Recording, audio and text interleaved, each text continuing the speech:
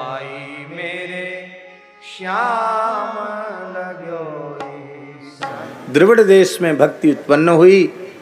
भक्ति महारानी कहती हैं कर्नाटक में मेरा विस्तार हुआ।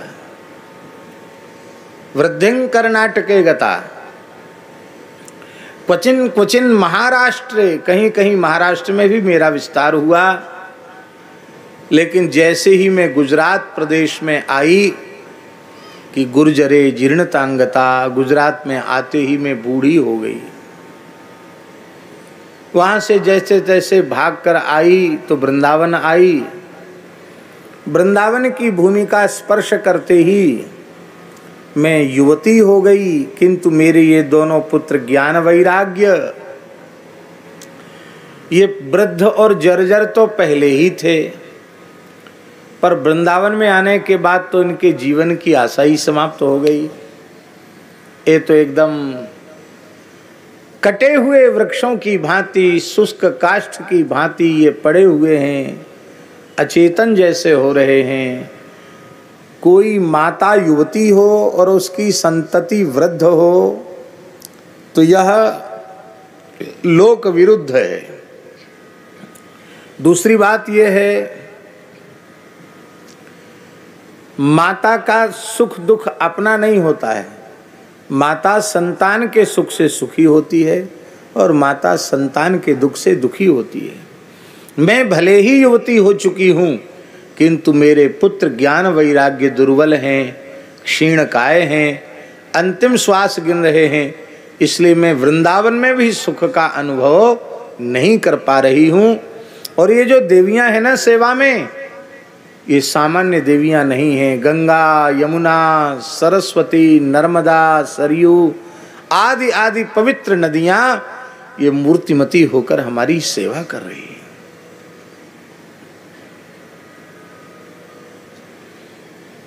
नारद जी ने कहा आपने अब क्या सोचा है? बोले अब सोचा तो यही है, मैं यहाँ नहीं रहूंगी। इदम स्थानम परित्यज्य विदेशम गम्यते मया। मैं इस स्थान को छोड़कर विदेश चली जाऊंगी।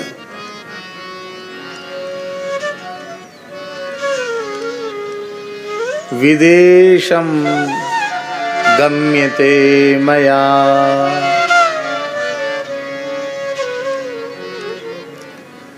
एक महात्मा का भाव, उनका शरीर पूरा हो गया है, उनका भाव सुना देते हैं। उनके वृंदावन में एक गोष्ठी में हमने उनका भाव सुना था, वो हम निवेदित कर देते हैं।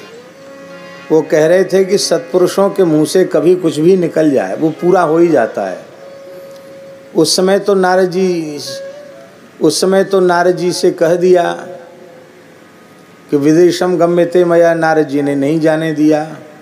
बोले बाद में एक महात्मा आए वृंदावन में, स्वामी श्री प्रभुपाद जी, और वहाँ श्री राधा दामोदर मंदिर में बैठकर खूब भजन कर रहे थे।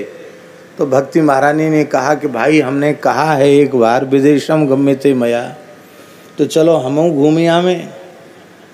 तो बोले महात्मा श्री प्रभुपाद जी के हृदय में या मस्तक पर विराजमान होकर वे बाहर भी चली गई। और बाहर जाकर के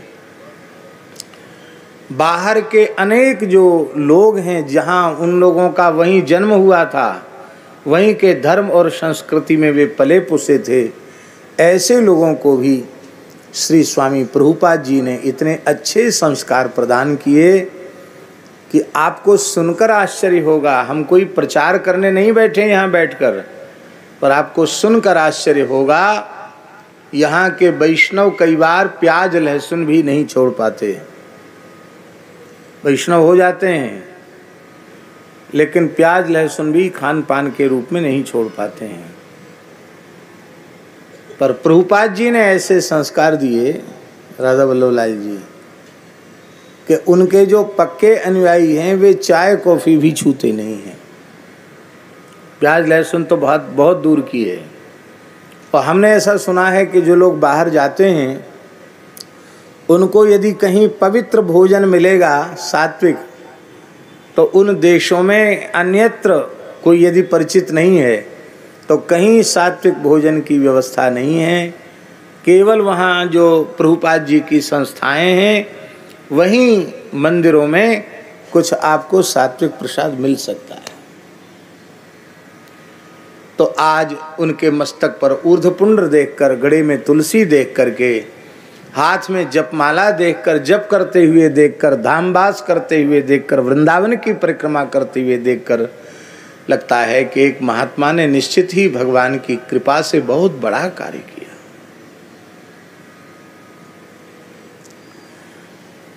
भक्ति महारानी बोली, विदेशम गम्यते, मैं बाहर चली जाऊंगी। नारद जी सोचे, भक्ति वृंदावन से चली जाएगी तो वृंदावन में रह क्या जाएगा। वृंदावन में भक्ति अविचल रहनी चाहिए। हमारे पूज्य गुरुदेव श्री भक्तमाली जी कहते थे, साधक का हृदय ही वृंदावन बन चुका है,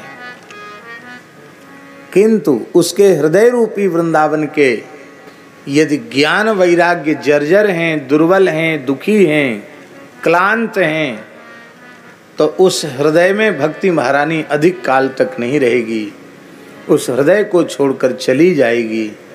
इसलिए भक्ति को हृदय रूपी वृंदावन में बसाना है तो उसका श्रेष्ठ साधन यही है कि भक्ति तो युवती रहे पर हमारा ज्ञान और वैराग्य भी युवान बना रहना चाहिए। ज्ञान वैराग्य भी जवान रहना चाहिए। मेरे श्याम